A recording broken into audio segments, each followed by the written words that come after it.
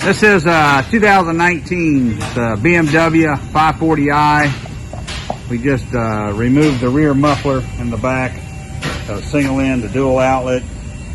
We deleted it and put a high flow Y pipe in there, custom built everything. Got the dual mode or sport mode valve still in there. Put the factory tips on there. Nothing really fits back in that bumper really well. It is all stock up front. Left the factory mid muffler in there. Give it a little rumble. Let's see what it sounds like.